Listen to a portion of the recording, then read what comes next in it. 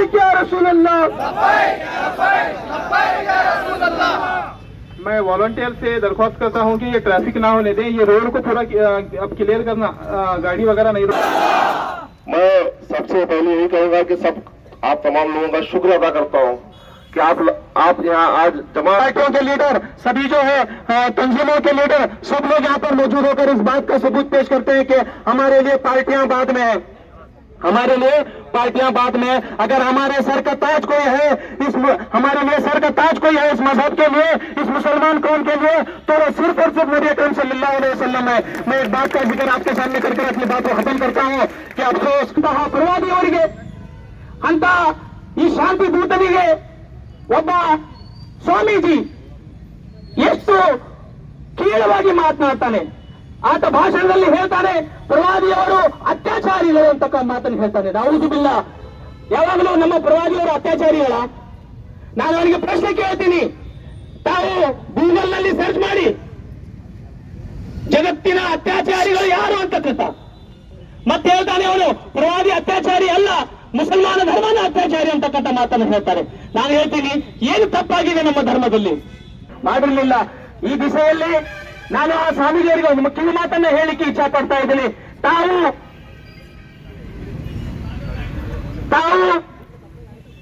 ಪ್ರವಾದಿಯವರ ಚರಿತ್ರವನ್ನ ಓದಿದ್ದೇ ನಿಜ ಆಗಿದ್ರೆ ಆಗ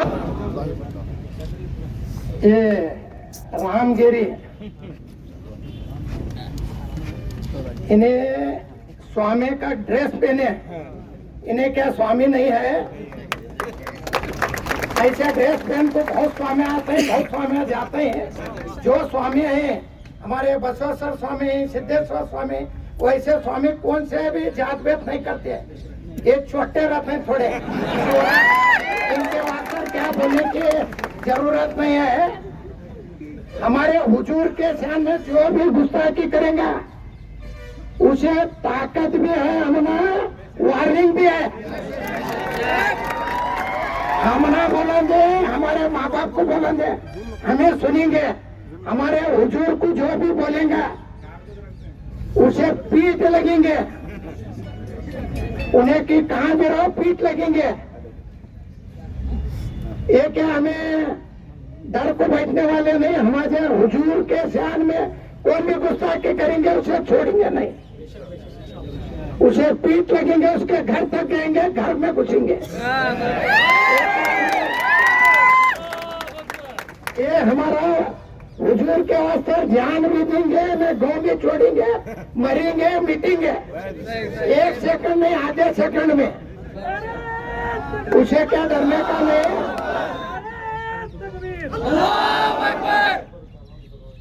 ऊपर कानून कार्रवाई करेंगे, कानून कार्रवाई के बारे में पीट लगेंगे।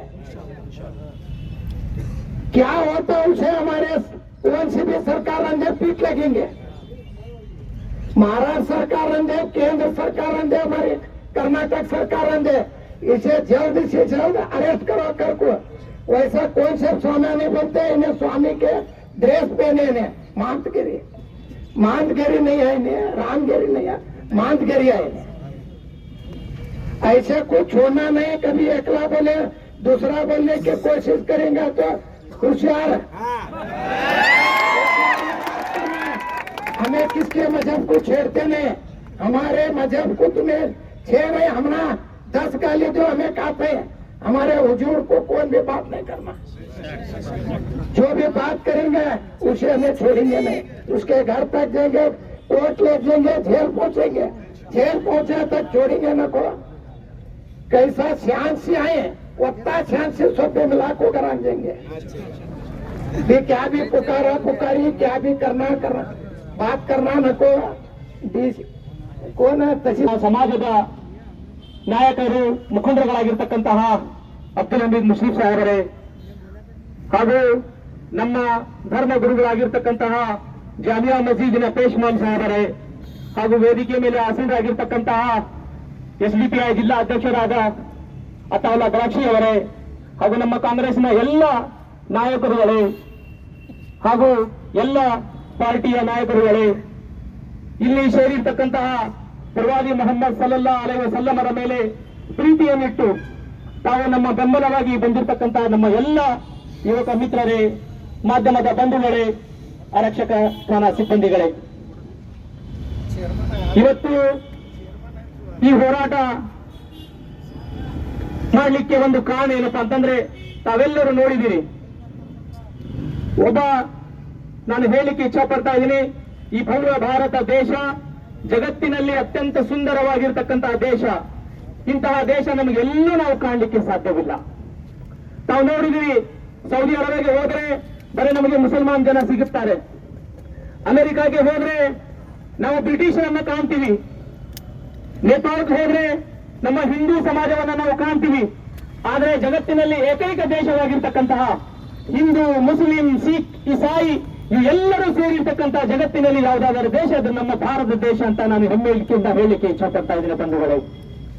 ಅದರ ಜೊತೆಗೇನೆ ಇಂತಹ ಭಾರತ ದೇಶ ಸುಂದರವಾಗಿರ್ತಕ್ಕಂತಹ ದೇಶ, ಎಲ್ಲರ ಸಮಾನವಾಗಿ ಇರ್ತಕ್ಕಂತಹ ಈ ದೇಶವನ್ನು ಒಡೆಯುವಂತಹ ಕೆಲಸ ಒಬ್ಬ ಸ್ವಾಮಿ, ರಾಮಗಿರಿ ಅಂತಕ್ಕಂತಹ ಸ್ವಾಮಿ ತನ್ನ ಅವಾಚ್ಯ ಶಬ್ದಗಳನ್ನ ಉಪಯೋಗ ಮಾಡಿ ಜಗತ್ತಿಗೆ ಸಾರಿರ್ತಕ್ಕಂತಹ ಶಾಂತಿ ದೂತ, ನಮ್ಮ ಧರ್ಮದ ಅಂತಿಮ ಪ್ರವಾದಿ ಮೊಹಮ್ಮದ್ ಸಲ್ಲಲ್ಲಾಹು ಅಲೈಹಿ ವಸಲ್ಲಮರ ಮೇಲೆ ಒಂದು ಅವಹೇಳನಕಾರಿ ಭಾಷಣವನ್ನು ಮಾಡಿದ್ದಾನೆ. ತಮಗೆಲ್ಲರಿಗೂ ಗೊತ್ತಿರಬಹುದು, ನಮ್ಮ ಪವಿತ್ರ ಗ್ರಂಥವಾಗಿರ್ತಕ್ಕಂತಹ ಕುರಾನದಲ್ಲಿ ಪ್ರವಾದಿ ಮೊಹಮ್ಮದ್ ಸಲ್ಲಲ್ಲಾಹು ಅಲೈಹಿ ವಸಲ್ಲಮರ ಬಗ್ಗೆ, ಅವರ ಜೀವನ ಚರಿತ್ರೆ ಹುಟ್ಟಾಗಿನಿಂದ ಹಿಡಿದು ಅವರ ಈ ಜಗತ್ತವನ್ನು ಬಿಟ್ಟು ಹೋಗುವ ಸಂದರ್ಭದಲ್ಲಿ ಅವರ ಪೂರ್ತಿ ಚರಿತ್ರವನ್ನ ನಮ್ಮ ಕುರಾನವನ್ನ ಹೇಳುತ್ತೆ. ಆ ದಿಸೆಯಲ್ಲಿ ಪ್ರವಾದಿ ಮೊಹಮ್ಮದ್ ಸಲ್ಲಲ್ಲಾಹು ಅಲೈಹಿ ವಸಲ್ಲಮರು ಯಾವುದೇ ತಪ್ಪು, ತಮ್ಮದೇ ಜೀವನದಲ್ಲಿ ಯಾವುದೇ ತಪ್ಪನ್ನು ತಾವು ಮಾಡಿಲ್ಲ, ಯಾರಿಗೂ ಮಾಡಲಿಕ್ಕೆ ಅವಕಾಶನೂ ಕೊಟ್ಟಿಲ್ಲ. ಯಾರು ತಪ್ಪು ಮಾಡಿದರೆ ಅದಕ್ಕೆ ತಿದ್ದುವಂತ ಕೆಲಸವನ್ನ ಮಾಡಿರ್ತಕ್ಕಂಥ ಶಾಂತಿ ದೂತ ಯಾರಾದರೂ ಇದ್ರೆ ಅದು ನಮ್ಮ ಪ್ರವಾದಿ ಮೊಹಮ್ಮದ್ ಸಲ್ಲಲ್ಲಾಹು ಅಲೈಹಿ ವಸಲ್ಲಂ ಅಂತ ನಾನು ಬಹಳ ಹೆಮ್ಮೆಯಿಂದ ಹೇಳಲಿಕ್ಕೆ ಇಚ್ಛೆ ಪಡ್ತಾ ಇದ್ದೀನಿ ಬಂಧುಗಳೇ. ಮಾನ್ಯರೇ, ತಮ್ಮೆಲ್ಲರಿಗೆ ಗೊತ್ತಿದೆ, ಪ್ರವಾದಿ ಮೊಹಮ್ಮದ್ ಸಲ್ಲಲ್ಲಾಹು ಅಲೈಹಿ ವಸಲ್ಲಮರು ತಮ್ಮ ಜೀವನದಲ್ಲಿ ಎಷ್ಟೋ ಕಷ್ಟಗಳನ್ನ, ಎಷ್ಟೋ ಧರ್ಮೀಯರ ವಿರುದ್ಧವಾಗಿ ಮಾಡಿರ್ತಕ್ಕಂತಹ ಕೆಲಸವನ್ನ ನೋಡಿ ಯಾರಿಗೂ ವಿರುದ್ಧವಾಗಿ ಮಾತನಾಡಲಿಲ್ಲ. ಅವರ ಒಂದು ಚರಿತ್ರೆಯನ್ನು ತಮ್ಮನ್ನ ಮುಂದೆ ನಾನು ಇಡ್ಲಿಕ್ಕೆ ಇಚ್ಛೆ ಪಡ್ತಾ ಇದ್ದೇನೆ. ಒಬ್ಬ ಸಣ್ಣ ಮಗು, ಅನಾಥ ಮಗು, ಆ ತಾಯಿ ಜೊತೆ ಇದ್ದಾಗ ಏನೂ ಇರಲಿಲ್ಲ ಅವರ ಹತ್ತಿರ. ಅಂತಹ ಅನಾಥ ಮಗು ತಂದೆ ತಮ್ಮನಾಗಿರ್ತಕ್ಕಂಥ ಕಾಕ ಮತ್ತು ಅವರ ಸಂಬಂಧಿಕರಲ್ಲಿ ಮುಂದೆ ಹೋಗಿ ಅವರಿಗೆ ಅವರ ಏನೋ ಆಸ್ತಿ ಇತ್ತು ಅದರಲ್ಲಿ ಪಾಲು ಕೇಳ್ತಾನೆ. ಆ ಪಾಲು ಕೇಳಿ ಸಂದರ್ಭದಾಗ ಅವನ ಕಾಕ ಮತ್ತು ಅವರ ಸಂಬಂಧಿಕರು ಆ ಪುಟ್ಟ ಮಗುವನ್ನು ಇಷ್ಟು ಬಡಿತಾರೆ, ತಲೆಯ ಮೇಲೆ ಹೊಡಿತಾನೆ, ರಕ್ತಸ್ರಾವ ಆಗುತ್ತೆ. ಆದರೆ ಆತನ ಒಂದು ಮಾತನ್ನ ಕೇಳಿ, ನಿನಗೆ ಏನೋ ನಾವು ನಮ್ಮ ಜಾಯದಾದ್ಮೇಲೆ ನಿನಗೆ ಏನು ಹಿಂಸೆ ಕೊಡುವುದಿಲ್ಲ, ನೀ ಇಲ್ಲಿಂದ ಹೊರಟು ಅಂತ ಹೇಳ್ತಾರೆ. ಆವಾಗ ಆ ಮಗು ಅಳ್ಕೋತ ತಾಯಿ ಹತ್ತಿರ ಬರ್ತಾನೆ. ಆ ತಾಯಿ ಹತ್ತಿರ ಬಂದಾಗ ತಾಯಿ ಕೇಳ್ತಾನೆ, ನನ್ನ ಮಗು ನಿನಗೆ ಏನಾಗಿದೆ, ಏನಾಯ್ತು ಅಂತ ಕೇಳ್ತಾನೆ. ಆಗ ಕೇಳಿದಾಗ ಮಗು ಹೇಳ್ತಾರೆ ತಾಯಿಗೆ, ಇಲ್ಲ ತಾಯಿ, ನೀನು ಹೇಳಿದ ಹಾಗೆ ನಾನು ಕಾಕನ ಮುಂದೆ ಹೋಗಿದ್ದೆ, ನಮ್ಮ ಆಸ್ತಿಯಲ್ಲಿ ನಾನು ಪಾಲು ಕೇಳಿದೆ, ಆದ್ರೆ ನಮ್ಮ ಕಾಕಾರು ನನಗೆ ಬಹಳ ಪೆಟ್ಟನ್ನು ಕೊಟ್ಟಿದ್ದಾರೆ, ನನಗೆ ಬಡಿದಿದ್ದಾರೆ ಅಂತಕ್ಕಂಥ ಮಾತನ್ನು ಹೇಳ್ತಾರೆ.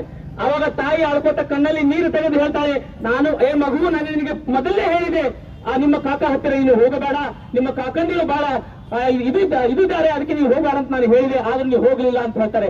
ಆವಾಗ ಆ ಮಗು ಹೇಳ್ತಾನೆ, ನಾನು ದಾರಿಯಲ್ಲಿ ಬರುವಾಗ ನನ್ನ ಒಬ್ಬ ಅಲ್ಲಿ ಇರ್ತಕ್ಕಂಥ ಸೌದಿ ಅರೇಬಿಯಾ ಇರ್ತಕ್ಕಂಥ ಒಬ್ಬ ವ್ಯಕ್ತಿ ಭೇಟಿಯಾಗಿದ್ದ. ಅವನು ದಾರಿಯಲ್ಲಿ ಬರುವಾಗ ಕೇಳಿದ, ಯಾಕೆ ಹೇಳ್ತಾ ಇದೆ ಅಂತ ಕೇಳಿದ. ನನಗೆ ಹಿಂಗೆ ಸಮಸ್ಯೆನ ಹೇಳಿದಾಗ ಆ ಮಗುಗೆ ನಮ್ಮ ಧರ್ಮದ ಒಬ್ಬ ಗುರುಗಳು ಹೇಳ್ತಾರೆ, ನೀ ಎಲ್ಲಿ ಹೋಗಬೇಡ, ಪ್ರವಾದಿ ಮೊಹಮ್ಮದ್ ಬಲ್ಲೇ ಹೋಗು, ನೀನು ಎಲ್ಲ ಸಮಾಧಾನಕರಕ್ಕೆ ಇದು ಆ ಕೆಲಸವನ್ನ ಬಿಡ್ತದೆ ಅಂತ ಮಾತು ಹೇಳ್ತಾರೆ.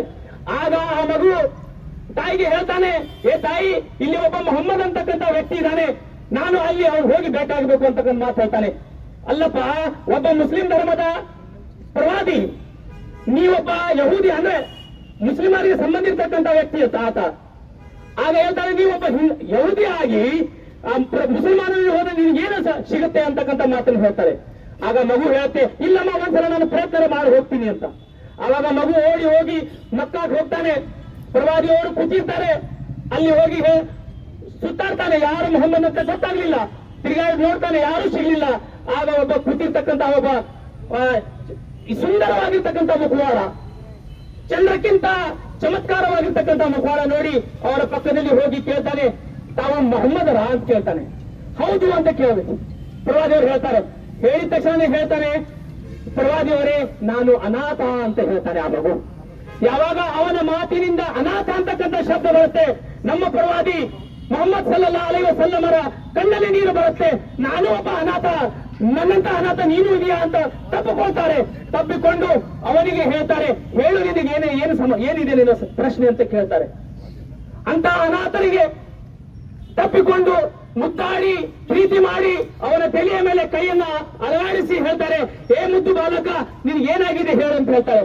ಅವಾಗ ಹೇಳ್ತಾನೆ ಪ್ರವಾದಿಯವರೇ, ನಮ್ಮ ತಾಯಿಗೆ ಏನೋ ಬಟ್ಟೆ ಇಲ್ಲ, ಮೈ ಮೇಲೆ ಹಾಕಲಿಕ್ಕೆ ಒಂದು ಬಟ್ಟೆ ಇಲ್ಲ, ಅದಕ್ಕೆ ನಾನು ನಿಮ್ಮಂತರ ಕೇಳಲಿಕ್ಕೆ ಬಂದಿದ್ದೀನಿ ಅಂತ ಮಾತನ್ನು ಹೇಳ್ತಾನೆ. ಆವಾಗ ಪ್ರವಾದಿಯವರು ಎಷ್ಟು ಸುಂದರವಾದ ಮಾತು ಹೇಳ್ತಾರೆ. ತನ್ನಲ್ಲಿ ಇರ್ತಕ್ಕಂಥ ಯಾವಾಗಲೂ ನಮ್ಮ ಪ್ರವಾದಿಯವರ ಹೆಗಲ ಮೇಲೆ ಒಂದು ಶಾಲ ಇರುತ್ತಿತ್ತು. ಆ ಶಾಲವನ್ನ ತೆಗೆದು, ಏ ಬಾಲಕ ಈ ಶಾಲವನ್ನ ನಿಮ್ಮ ತಾಯಿಯವರಿಗೆ ಕೊಡು, ಆ ಅರಬಿಯನ್ನ ತಗೊಂಡು ಹೋಗಿ ಅವರಿಗೆ ಕೊಡು, ಅವ್ರು ಹಾಕೊಳ್ಳಿ ಅಂತಕ್ಕಂಥ ಮಾತನ್ನು ಹೇಳ್ತಾರೆ. ಆವಾಗ ಆ ಪುಟ್ಟ ಬಾಲಕ ಇಷ್ಟು ಸಂತೋಷ ಪಟ್ಟು ಆ ಶಾಲವನ್ನ ತಂದು ತಮ್ಮ ತಾಯಿಗೆ ಕೊಡ್ತಾನೆ. ತಾಯಿ ಹೇಳ್ತಾಳೆ, ಏನ್ ತಂದಿ ಅಂತ ಕೇಳ್ತಾರೆ.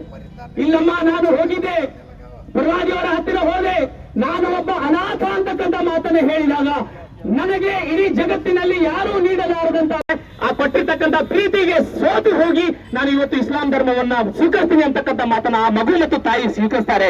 ನಾನು ಈ ಸ್ವಾಮಿಗೆ ಅದೇ ಹೇಳ್ತೀನಿ, ಪ್ರವಾದಿಯವರ ಚರಿತ್ರವನ್ನ, ಪ್ರವಾದಿಯವರ ತನ್ನ ಜೀವನದಿಂದ ಸಾಯುವವರೆಗೆ ಮಾಡಿರ್ತಕ್ಕಂತಹ ಏನೋ ಪುಸ್ತಕದಲ್ಲಿ ಇರ್ತಕ್ಕಂಥ ಗ್ರಂಥವನ್ನ ಓದಿದಾಗ ಪ್ರಾಯಶ್ಚ ನೀನು ಕೂಡ ಆ ಗ್ರಂಥವನ್ನ ಓದಿದ್ದೀನಿ.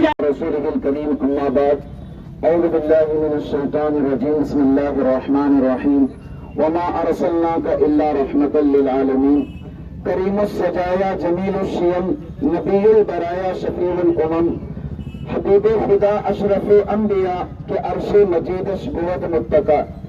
मोहतरम हाज़रीन इकराम, सामईन एज़ाम, स्टेज पर ठहरे हुए तमाम जिम्मेदारान, शहर बीजापुर का उमड़ता हुआ मजमा, सबसे पहले मैं आप हजरात की खिदमत में ये बात रखता हूँ, ज्यादा वक्त न लेते हुए जरूरी बातें आप हजरात की खिदमत में रखूंगा। जिस गंगा जमुनी तहजीब के दायरे में हम और आप जिंदगी गुजार रहे थे और गुजार रहे हैं, वहां पर काफिर दो तरह के हैं। काफिर दो तरह के हैं, ये समझने की बात है। एक काफिर बस अपने काम में लगा हुआ है, वो अपने खुदाओं को पूज रहा है, वो मंदिरों में इबादत कर रहा है, वो अपने खुदाओं के साथ लगा हुआ है, वो किसी से झगड़ा नहीं बोलना चाहता, वो अपने काम में लगा हुआ है। लेकिन दूसरा काफिर जो है वो नफरत फैला रहा है, दूसरा काफिर नफरत फैला रहा है। वो हुकूमतों के ऐवानों में भी बैठे हुए हैं, वो जगह जगह फैले हुए हैं, वो पंडितों के शक्ल में आएंगे, वो लोगों के शक्ल में आएंगे, वो भेष बदल कर आएंगे। इसीलिए तो फरमाया गया था, तमाम फरिश्तों से अल्लाह ने हुक्म दिया था कि आदम को सजदा करो, तो सबने सजदा किया, लेकिन इब्लीस ने इनकार किया, तकब्बुर किया, इनकार कर दिया। वो तो बड़े फेस में आया हुआ था लेकिन इनकार कर दिया। इसी तरह हमारे मुल्क में भी शर्मंगेजी के दास्तानें मुख्तलिफ नहीं है, जगह जगह ये चीजें फैली हुई हैं। और अल्लाह के नबी की शान में गुस्ताखी करने वाले उस जमाने से, जब अल्लाह के नबी हरम में थे, उस जमाने में भी मौजूद थे। असवद अंसी अल्लाह के नबी की बेअदबी कर बैठा, और हर जमाने में कादियानी अल्लाह के नबी की बेअदबी कर बैठे, और नामों से रिसालत के हक में जगह जगह मुसलमानों को तकलीफ पहुंचाने के लिए ये इन्होंने चिंगारियां भड़काने की कोशिश की। लेकिन आज मुसलमान अपने माँ बाप की बेअदबी बर्दाश्त नहीं कर सकता, भाई बहनों की बेअदबी बर्दाश्त नहीं कर सकता, एक मुसलमान भाई की बेअदबी बर्दाश्त नहीं कर सकता। एक नॉर्मल हमारे मुल्क का एक आदमी किसी भी मजहब का हो उसकी बेअदबी बर्दाश्त नहीं कर सकता। तो आप जाएं, अल्लाह के नबी के जान पर हम सब की जानें कुर्बान हो सकती हैं, यहाँ तक कि हमारे माँ बाप कुर्बान, हमारे जायदादें कुर्बान, हमारे कपड़े कुर्बान, सब कुछ कुर्बान अल्लाह के नबी अलैहिस्सलातु वस्सलाम की शान में। मेरे दोस्तों अजीजों, मुल्क में इंसाफ नहीं है, इंसाफ होना चाहिए। मुल्क में इंसाफ का तकाजा खत्म हो चुका है। मुल्क के अंदर दस्तूर बड़े निराले दस्तूर हैं, लेकिन दस्तूरों पर चलने का मामला आकर जब अटक जाता है, कानून के ऐवानों के अंदर गुंडागर्दी भरी हुई है, कानून के ऐवानों के अंदर मसाइल खड़े किए गए हैं। क्या करें? मुसलमान आवाज उठाना चाहिए, हमारी जिम्मेदारी है हम आवाज उठाएं। हम हमारी जिम्मेदारी है हम आवाज पहुंचाएं, हमारी जिम्मेदारी है हम उसको कहें कि जिसने अल्लाह के नबी के शान में गुस्ताखी की और आगे करेंगे उन सब के लिए ऐसा कानून हो, सिवाय फांसी के कोई रास्ता इनके लिए न हो। ऐसा एक कानून हो, इस कानून की आवाज उठाने के लिए हम और आप यहाँ पर खड़े हुए हैं। रबीउल अव्वल आ रहा है, आप हजरात से गुजारिश है सब दरूद कसरत से पढ़ना शुरू कर दें, कसरत से दरूद पढ़ना शुरू कर दें, हॉस्पिटल्स की सैर करना शुरू करें, गरीब बच्चे गरीब लोग जहां कहीं एडमिट हो उनकी खिदमत करना शुरू कर दें, पुलिस डिपार्टमेंट जहां कहीं ट्रैफिक पुलिस वगैरह हो उनको पानी पिलाने का नजम शुरू कर दें। सारा काम अल्लाह के नबी का काम है, ये सारे काम अल्लाह के नबी के काम है। नबी को वो क्या पहचानेंगे? खुदा की कसम, मिंबर और मेहराब की कसम, अगर अल्लाह के नबी के शान में अगर वो गुस्ताखी करें कितनी भी करें, कुरान कहता है फलम्मा नसू मा ज़ुक्किरू बिही फतहना अलैहिम अबवाब कुल्ली शै। जा, मैंने तुझे कार के दरवाजे खोल दिए, बंगलों के दरवाजे खोल दिए, ऐवानों के दरवाजे खोल दिए, जा मैंने तुझे कुर्सियां दे दी। लेकिन अल्लाह फरमाता है हत्ता, अचानक जब वो खुश हो जाता है, नबी को गुस्ताखी करके खुश हो जाता है, इस्लाम को ठेस पहुंचा के खुश हो जाता है, अचानक अल्लाह जब पकड़ेंगे, ऐसे पकड़ेंगे उन्हीं के लोगों से उनको कत्ल करेंगे। कमलेश तिवारी की मिसाल हमारे सामने जिंदा है, यकीनन कमलेश तिवारी की मिसाल हमारे सामने जिंदा है कि हमने जो बस आवाज उठाई थी उन्हीं के लोगों ने उन्हीं को मार दिया और बता दिया कि नबी के शान में गुस्ताखी नहीं किया करते। याद रखें, नबी की गुस्ताखी करने वाले को दुनिया में ही अजाब शुरू हो जाता है, मुंह में कीड़े पड़ते हैं, उनके आंख पे कीड़े सड़क सुकड़ जाते हैं, वो इंसान नहीं रहते, जानवर दरिंदे बनते हैं, इज्जत निकल जाती है उनकी, जलील होते हैं। यकीनन हम चाहते हैं अभी भी मौका है, कानून से, कानून के हुक्मरानों से और हाकिमीन से हम अपील करते हैं, गुजारिश करते हैं और अदब के साथ गुजारिश करते हैं कि आप इसके लिए किसी भी मजहब का आदमी किसी भी मजहब को गाली दे तो एक जबरदस्त और सख्त कानून इंडिया में बनाना चाहिए। बस इन्हीं चंद कलिमात को मैं बोलकर अपनी बात को खत्म करता हूँ। नबी अलैहिस्सलातु वस्सलाम की शान में ज़बान ता बुअत दर जहां जाए गिर, सनाए मोहम्मद बुअत दिल पजीर। अस्सलामु अलैकुम व रहमतुल्लाहि व बरकातहू। अल्लाह के लिए जो खाली के कायनात है, जो अर्श अजीम का मालिक है, जो यकता है और तन्हा है अपनी जात और सिफात में, और लाखों करोड़ों दरूद और सलाम हो हमारे नबी मोहम्मद सल्लल्लाहु अलैहि वसल्लम पर, जो इस दुनिया के लिए विश्व हिदायत बनकर आए। मोहम्मद नामों से मोहम्मद अरबी पर हम अपनी जान निछावर कर देंगे, नामों से मोहम्मद अरबी पर हम अपनी जान निछावर कर देंगे। अगर वक्त ने हमसे खून मांगा तो हम वक्त का दामन भर देंगे। हमारे नबी मोहम्मद सल्लल्लाहु अलैहि वसल्लम तमाम आलमीन के लिए रहमत बनाकर भेजे गए हैं। तमाम आलमीन का मतलब यह है कि इस कायनात पे बसने वाली 18,000 मखलूकात के लिए हमारे नबी को रहमत बनाकर भेजा गया। हमारे नबी मोहम्मद सल्लल्लाहु अलैहि वसल्लम को तमाम हैवानात, तमाम मुशरिकीन, तमाम काफिर, तमाम मुसलमान, तमाम मोमिनों के लिए रहमत बनाकर भेजा गया। हमारे नबी मोहम्मद अरबी सल्लल्लाहु अलैहि वसल्लम को इस गुस्ताख रामगिरी हरामगिरी के लिए भी हमारे नबी मोहम्मद सल्लल्लाहु अलैहि वसल्लम को रहमत बनाकर भेजा गया। हमारे नबी मोहम्मद सल्लल्लाहु अलैहि वसल्लम को नाती अरसी नरसिंह रामी एक हैवान के लिए भी रहमत बनाकर भेजा गया। नुपुर शर्मा जैसी जाहिल लड़की के लिए हमारे नबी सल्लल्लाहु अलैहि वसल्लम को रहमत बनाकर भेजा गया। हमारे नबी मोहम्मद सल्लल्लाहु अलैहि वसल्लम को नवीन जिंदाल जैसे बुरे आदमी के लिए रहमत बनाकर भेजा गया। टी राजा सिंह जैसे हैवान के लिए हमारे नबी को रहमत बनाकर भेजा गया। हमारे नबी सारे आलमीन के लिए रहमत बनाकर भेजा गया। इस बात को समझने की जरूरत है, इस बात को जानने की जरूरत है। अगर वो हमारे नबी की शान को जानते, अगर वो नबी की मुकाम को जानते तो वो ऐसी बातें ना करते, वो ऐसी गुस्ताखियां ना करते। एक यहूदी उसका नाम माइकल हार्ट नामी एक यहूदी है, जिसने एक द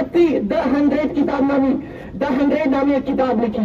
वो यहूदी ने पहला मुकाम हमारे नबी मोहम्मद सल्लल्लाहु अलैहि वसल्लम को लिखा।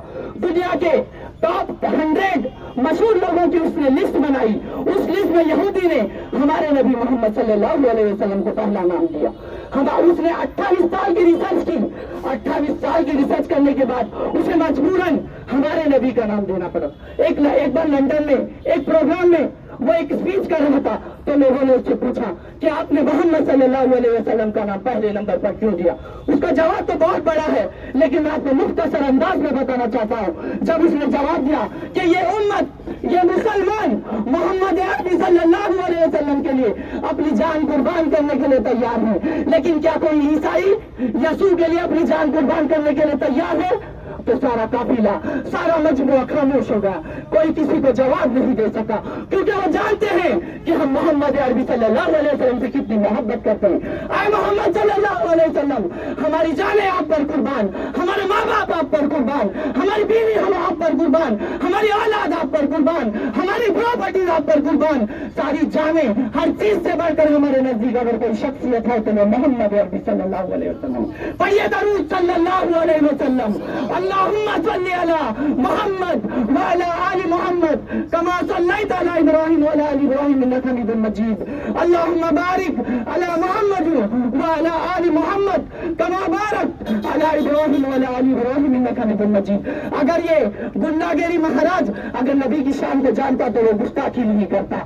उसे आज हिंदू का एक महा लीडर कहा जा रहा है, लेकिन मैं उसे रामगिरी का जो नाम उससे जुड़ा गया है, राम का नाम एक बहुत अच्छा नाम है, रामगिरी का जो नाम उससे जुड़ा गया है, मुझे उससे ऐतराज है। इसका नाम रामगिरी नहीं होना चाहिए, इसका नाम गुंडागिरी होना चाहिए, इसका नाम हरामगिरी होना चाहिए, क्योंकि उसने हरामीपन अपना स्टेज में शामिल करके स्पीचेस में कहा है। लेकिन और मैं एक बात बताना चाहता हूँ, श्री कृष्णा जी की मुझे वो बात याद आ रही है। श्री कृष्णा जी ने अर्जुन से कहा था कि आए अर्जुन, तुम किसी के मजहब के बेस्ट पर्सन के बारे में बुरा भला ना करो, बुरा भला। क्या ये गुंडागिरी महाराज क्या श्री कृष्ण जी को फॉलो नहीं करता? क्या ये किसी हमारे राम को फॉलो नहीं करता? क्या ये भगवत गीता को फॉलो नहीं करता? क्या इसने भगवत गीता के चैप्टर्स नहीं पढ़े कि किसी के मजहब को बुरा भला नहीं करते? लेकिन फिर भी इतना जानने के बावजूद भी ये लोग गुस्ताखी करते चले जा रहे हैं। ऐसे गुस्ताखों को फांसी के फंदे पर लटकाना चाहिए। हिंदुस्तान में एक ऐसा बिल पास किया जाना चाहिए जो नबी के गुस्ताखों को फांसी के फंदे पर लटकाया जाए। हमारी ये डिमांड है, हमें भी आज डिमांड है कि इस जैसे जाहिल को फांसी के फंदे पर लटका जाए और अदालतों में घसीटा जाए। मौलाना सलमान अजहरी की एक बात बोलकर मैं मेरी स्पीच को खत्म करता हूँ, बात उतना नहीं है। मौलाना सलमान अजहरी की एक छोटी सी बात को इतना बड़ा वबाल बनाकर उन्हें जेलों में ले जाया गया, लेकिन ये पंडितों, ये नरसिंह अगन, ये नुपुर शर्मा इतनी बड़ी बड़ी गुस्ताखियां करते हैं, लेकिन इनको जेलों में नहीं डाला जाता। क्या ये वही हिंदुस्तान है जिसे सारे जहां से अच्छा हिंदुस्तान कहा गया? क्या ये वही हिंदुस्तान है जहां हिंदू मुस्लिम सिख ईसाई आपस में भाई भाई है? क्या ये वही हिंदुस्तान है जिसकी आजादी को दिलाने के लिए सबने हिंदुस्तानी होकर इस देश की लड़ाई लड़ी थी? आज हिंदुस्तान का नक्शा बदल दिया जा रहा है, हिंदुत्व में कन्वर्ट करने की कोशिश की जा रही है, भगवा आइडियोलॉजी में बदलने की कोशिश की जा रही है। आज फिर भी हम हुकूमत से गुजारिश करते हैं कि इस गुंडागिरी महाराज को जल्द से जल्द अरेस्ट किया जाए और इसे फांसी के फंदे पर लटका जाए। बस इतना कहकर मैं अपनी बात को खत्म करता हूँ। अस्सलाम वालेकुम।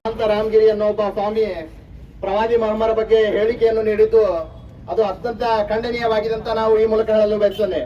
ಯಾಕಂದ್ರೆ ಈ ಭಾರತದಲ್ಲಿ ಪೂಜ್ಯ ಶ್ರೀ ಸಿದ್ದೇಶ್ವರ ಮಹಾಸ್ವಾಮಿಗಳಂತ ಸ್ವಾಮಿಗಳು ಆಗಿ ಹೋಗಿದ್ದಾರೆ. ಅದರ ಜೊತೆಗೇನೆ ಗದುಗಿನ ತೋಟದಾರ ಶ್ರೀಗಳು ಆಗಿ ಹೋಗಿದ್ದಾರೆ. ಅದರ ಜೊತೆಗೇನೆ ಅನ್ನದಾಸೋಹದ ಮೂಲಕ ಹೆಸರಾದಂತಹ ಶಿವಕುಮಾರ ಸ್ವಾಮಿಗಳು ಜನಿಸಿ ಹೋಗಿದ್ದಾರೆ. ಅಂತ ಎಲ್ಲ ಸ್ವಾಮಿಗಳ ಮಧ್ಯೆ ಈ ಅಂತ ಒಬ್ಬ ಕಚಡ ಸ್ವಾಮಿ ಹುಟ್ಟುವುದರಿಂದ ಇಡೀ ಸ್ವಾಮಿ ಕುಲಕ್ಕೆ ಅವಮಾನ ಆಗಿದೆ ಅಂತ ನಾನು ಈ ಮೂಲಕ ಹೇಳ್ತಾ ಇದ್ದೇನೆ. ಮಹಾತ್ಮಗಿರಿ ಸ್ವಾಮಿ ಏನು ಆ ಹೇಳಿಕೆಯನ್ನು ನೀಡಿದ್ದಾನೆ, ಆ ಹೇಳಿಕೆ ನೀಡಿದ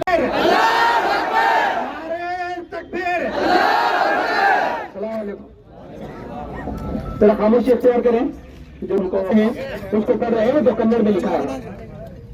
ಮಾನ್ಯ ಜಿಲ್ಲಾಧಿಕಾರಿಗಳು ವಿಜಯಪುರ ಜಿಲ್ಲೆ ವಿಷಯ ದ್ವೇಷ ಭಾವನೆಯಿಂದ ಬುದ್ಧಿಪೂರ್ವಕವಾಗಿ ಮತೀಯ ಭಾವನೆಗಳಿಗೆ ಆಘಾತವನ್ನುಂಟು ಮಾಡಿ ಅವಮಾನ ಆಗುವ ರೀತಿಯಲ್ಲಿ ಹೇಳಿಕೆ ನೀಡಿರುವ ರಾಮಗಿರಿ ಮಹಾರಾಜ ವಿರುದ್ಧ ಸೂಕ್ತ ಕಾನೂನು ಕ್ರಮ ಜರುಗಿಸುವ ಕುರಿತು ಮಾನ್ಯರೇ, ಮೇಲ್ಕಂಡ ವಿಷಯಕ್ಕೆ ಅನುಗುಣವಾಗಿ ತಮ್ಮಲ್ಲಿ ಮನವಿ ಮಾಡಿಕೊಳ್ಳುವುದೇನೆಂದರೆ, ಮಹಾರಾಷ್ಟ್ರದ ನಾಸಿಕ ಜಿಲ್ಲೆಯ ಸಿನ್ನಾರ್ ತಾಲೂಕಿನ ಪಂಚಾಲೆ ಗ್ರಾಮದಲ್ಲಿ ಇತ್ತೀಚೆಗೆ ನಡೆದ ಧಾರ್ಮಿಕ ಕಾರ್ಯಕ್ರಮಕ್ಕೆ ಉದ್ದೇಶಿಸಿ ಮಾತನಾಡಿದ್ದ ರಾಮಗಿರಿ ಮಹಾರಾಜ ದ್ವೇಷ ಭಾವನೆಯಿಂದ ಅವಮಾನ ಆಗುವ ರೀತಿಯಲ್ಲಿ ಉದ್ದೇಶಪೂರ್ವಕವಾಗಿ ಪ್ರವಾದಿ ಮೊಹಮ್ಮದ್ ಸಲ್ಲಲ್ಲಾಹು ಅಲೈಹಿ ವಸಲ್ಲಮರ ರವರ ಮೇಲೆ ಮತ್ತು ಇಸ್ಲಾಂ ಧರ್ಮದ ವಿರುದ್ಧ ಅತಿ ಕೀಳಾಗಿ ಮಾತನಾಡಿದ್ದು, ಇದನ್ನು ನಾವು ವಿಜಯಪುರ ಜಿಲ್ಲೆಯ ಸಾರ್ವಜನಿಕರು ತೀವ್ರವಾಗಿ ಖಂಡಿಸುತ್ತೇವೆ.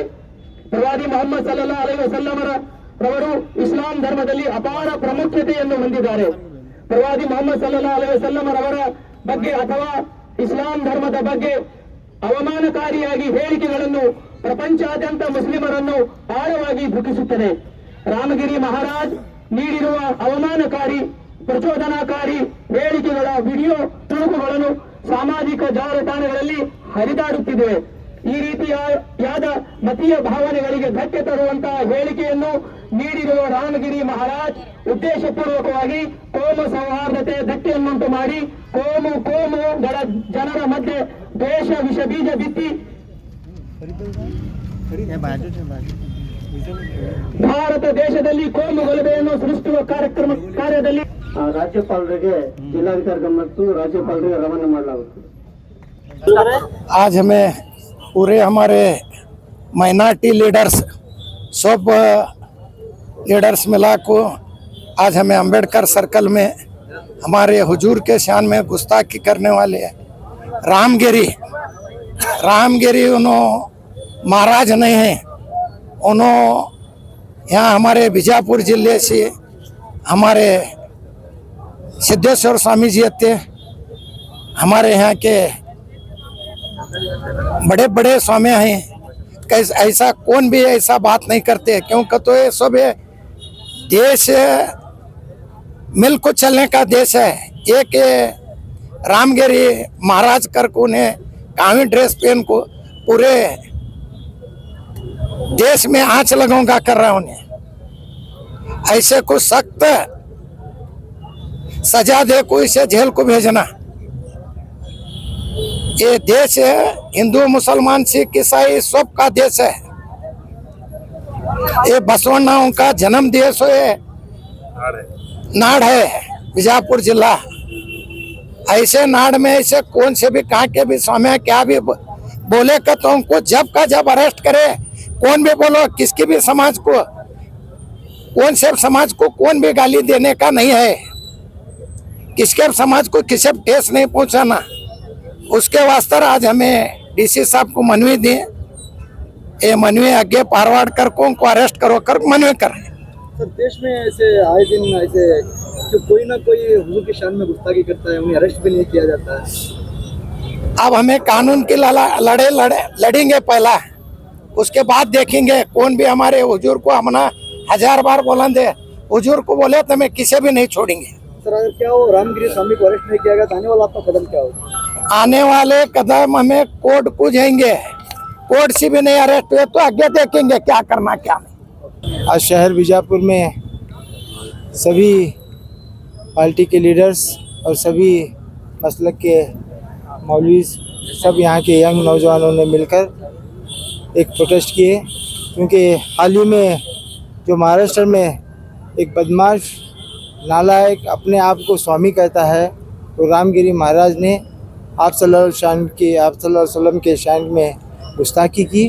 तो उसके एवज़ में आज हम सब लोग यहाँ पे जमा होकर यहाँ को डीसी साहब को एक मेमोरेंडम दिए हैं कि ऐसे जो पाखंडी रहते हैं, ये एक बदमाश होने की वजह से सारी कौम बदमाश नहीं होती, सारे स्वामियाँ खराब नहीं होते.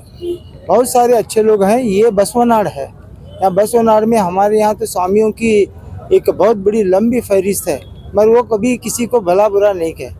वो चाहे सिद्धेश्वर महाराज होंगे, चाहे वो श्री हमारे मुल्का में स्वामी जी होंगे और विवेकानंद आश्रम के स्वामी जी होंगे. सभी स्वामियों से हमारा रबीता है, मगर कोई स्वामी किसी के धर्म के बारे में ऐसा कोई नहीं बोलता. ये रामगिरी जो है ये बीजेपी वालों की एक ये है, उसका क्या बोलते हैं, वो इलेक्शन की वजह से उन लोगों को भड़काने के लिए उसका इस्तेमाल करें. ये कोई स्वामी बामी नहीं है, पक्का चोर है. इसके लिए हम सरकार से अपील करें कि इस लोग को ऐसे लोगों को जल्द से जल्द अरेस्ट करें और उनको सजा दें, ताकि किसी कौम में गलबली न पहुँचे और किसी के साथ में गलत ना हो और सारे कानून के मुताबिक हो. इसलिए हम आज यहाँ पे जमा होकर डीसी साहब को मनवी दिए हैं. और इसके बावजूद भी इस तरह से नहीं किया गया तो उसके बाद में आगे आने वाले दिनों में उसे क्या करना कैसा करना हम सब मिलजुल के उसे तय करेंगे। सर, जबकि एक ही कम्युनिटी को बार बार निशाना क्यों बनाया जा रहा है, और जब मुसलमान किसी को कुछ नहीं बोल रहा है तो बार बार मुसलमानों पर क्यों इल्जाम लगाए जा रहे हैं और हुजूर को लेकर बार बार क्यों गुस्ताखी की जा रही है? देखो, ये आप सब जानते हैं कि अच्छे जो होते हैं उन्हीं को बदनाम करने की कोशिश करते हैं। जो अच्छी कम्युनिटी होती है, जो अच्छे पैगंबर होते हैं, उनके हयात ज़िंदगी में भी ऐसे लोग थे, ये आज भी ऐसे लोग हैं। ये लोग चाहते हैं कि अपना नाम बड़ा करने के लिए बड़े लोगों का नाम लेके बदनाम करने की कोशिश करते हैं। इसे आपको ये समझना चाहिए कि हम अगर मुसलमानों का नाम नहीं लेते तो हमारी दुकानें नहीं चलती, ये सोच लिए हैं, तो इसलिए मुसलमानों का नाम लेते हैं। मैं उनसे अपील करता हूँ कि इतना तुम मुसलमानों के नाम से होना चाहते हैं तो आप इस्लाम कबूल करें और मुसलमान बन जाए। और क्या इस तरह से प्रोटेस्ट करने से जो है स्वामी रामगिरी को सजा मिलेगी, फांसी? बिल्कुल बिल्कुल सजा मिलेगी। अगर नहीं मिलेगी तो उसके बाद में हम सब लीडर्स लेके उग्र होराट करेंगे। जब तक उसे सजा नहीं मिली तब तक मुकम्मल कोशिश करते रहेंगे।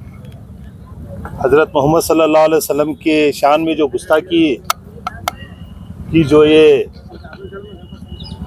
साजिश चल रही है इस देश में कि एक कौम के लीडर को, एक कौम के रहनुमा को अगर कुछ भला बुरा बोलेंगे तो पूरे देश के जो मुसलमान हैं वो खफा होकर पूरे देश के अंदर अंगार लग जाएगी और पूरे देश में धांधल फैल जाएगी। और इस देश को बर्बाद करने का काम करने के लिए ये जो स्वामी रामगिरी जो है ये कुतंत्र कर रहे हैं, ये कुतंत्र जो है इनका नहीं चलने वाला।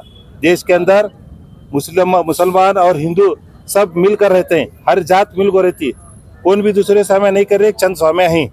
चंद स्वामी का मकसद ही ये है कि पूरे हिंदुस्तान को बर्बाद कर दिए और दो लीडर को क्या है मालूम है क्या सपोर्ट करना, उनकी राजनीति को बचा को रखना और उनको प्राइम मिनिस्टर बना को रखना और उनको अलग अलग सूबे के उनको चीफ मिनिस्टर बना को रखना, ये इनकी सिर्फ एक साजिश है। और दूसरी बात है, पूरे हिंदुस्तान के अंदर मुसलमानों पर गाली दी जाती है, मुसलमानों के जो धर्मगुरु है उनको गाली दी जाती है, तब देश की जो सरकार है किसी का घर नहीं पढ़ाती। आज हिंदुस्तान की सरकार है और हमारे जो मध्य प्रदेश की जो सरकार है ये इतना घटिया काम करी। एक सज्जाद अली साहब कर को बोल को जो है उन्होंने प्रोटेस्ट के अंदर जो जाकर हिस्सा लिए थे हुजूर पाक सल्लल्लाहु अलैहि वसल्लम के नाम के साथ ये गुस्ताखी हुई कर बोल को उनका 10 करोड़ रुपए का घर उन्होंने तबाह करे। सरकार ये सोच रही है 10 करोड़ रुपए का घर तबाह करने से इन्होंने हाल हो जाते हैं। हमना घर नहीं रहा तो भी परवाह नहीं, हमना झोपड़ी में रहने की अगर ये हुई तो भी परवाह नहीं। अल्लाह ताला हमना आखिरत में इसका सवाब देगा और आखिरत में इसका सब मिलेगा, ये जो भी मिलना है।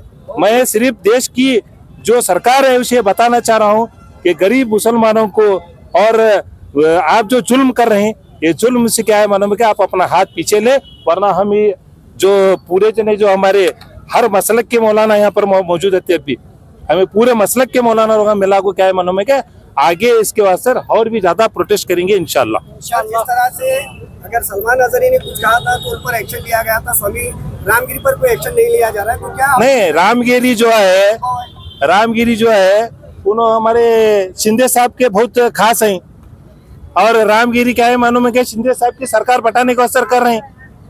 रामगिरी को दूसरा काम क्या नहीं है, भी एक काम दिए सो है कि हिंदू मुसलमान में झगड़ा लगाओ, इनके हुजूर पाक सल्लल्लाहु अलैहि वसल्लम को गाली दो ताकि मुसलमान पूरे अलग हो जाएं और हिंदू पूरे अलग हो जाएं और महाराष्ट्र के अंदर इनकी सरकार फिर एक बार बने। ऐसा नहीं होने वाला, इनको सरकार भी तबाह होती, इन्हों भी तबाह होते हैं।